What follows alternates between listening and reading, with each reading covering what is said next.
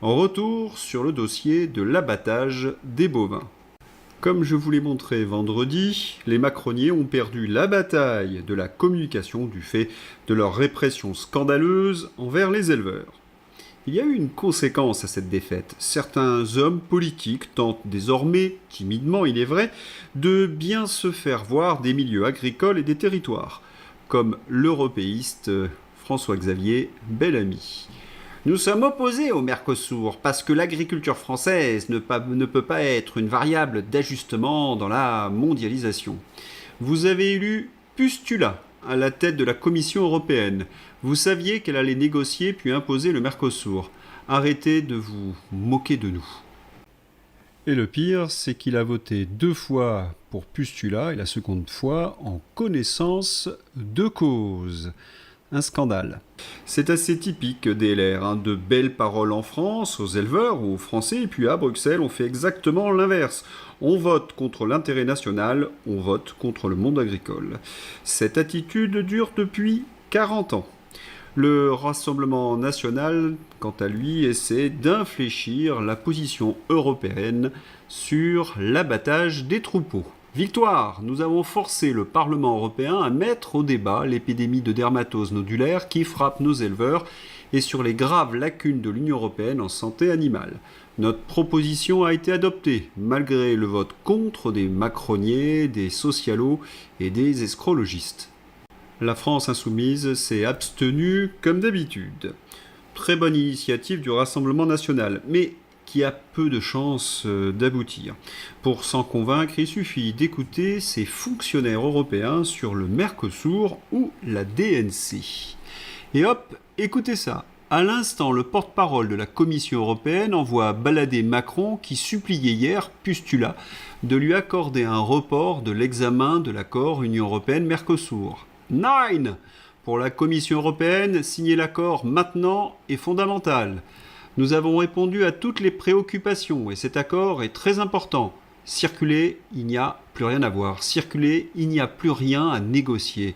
Et voilà, c'est cela de ne plus être un pays indépendant et souverain. Et même rigueur et discours technocratiques sur la DNC.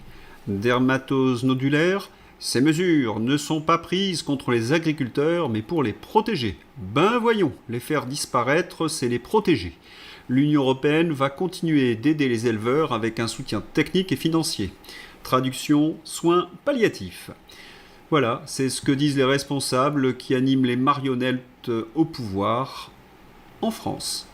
Ces fonctionnaires sont glaçants. Oui, quand on les écoute, on mesure toute l'étendue de la trahison de nos politiques européistes, qui nous ont vendus comme des esclaves sur le marché mondial, sur le marché globalisé. Si on y réfléchit 2 secondes, c'est épouvantable. Et leur com, toujours les mêmes arguments fallacieux. Pascal Praud, sur CNews. Vous changez le mot Covid par DNC, le mot médecin par vétérinaire, le mot Véran par Genevard. Véran par Madame Genevard, et en fait, c'est quasiment la même chose. En fait, c'est les mêmes mécaniques intellectuelles. Donc, c'est sidérant. Donc, on a fait sur le Covid... Je ne veux pas dire qu'on a fait n'importe quoi, mais en tout cas, on n'a pas fait ce qu'il fallait faire. Et là, pareil. Mais peut-être à la différence du Covid, là... Oui, toujours les mêmes arguments fallacieux.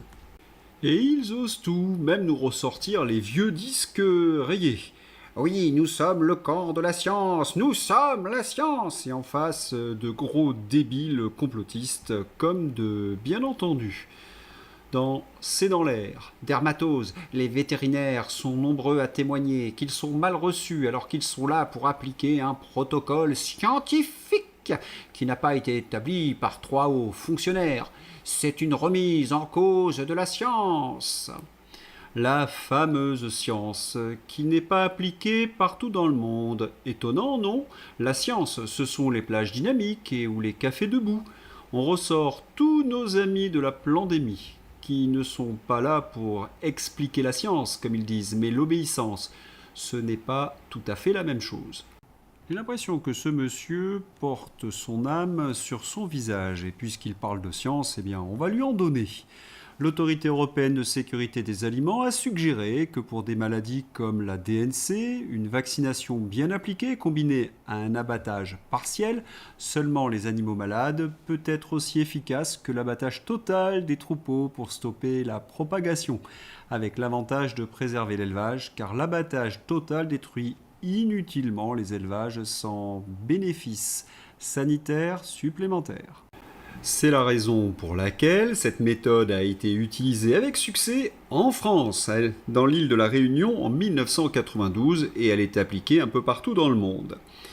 Vous avez remarqué qu'il ne parle jamais du principal vecteur de la maladie. Vous le connaissez, si vous êtes des fidèles de ces entretiens, ce sont les insectes. Oui, il ne parle jamais des insectes. Il y aurait comme un problème BFM TV.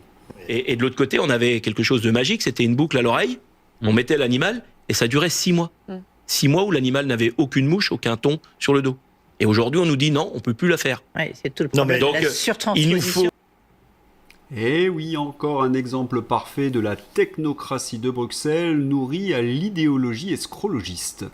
On n'a plus aucun produit en France pour désinsectiser. La France dit toujours moins de molécules. Par contre, pour les chiens et les chats, on est capable d'avoir des colis anti-tiques qui vont bien, mais pour nos animaux, on n'arrive plus à les protéger des moustiques. Il faut les attraper toutes les semaines car les produits ne sont pas très bons. On avait quelque chose de magique, c'était donc cette fameuse boucle d'oreille.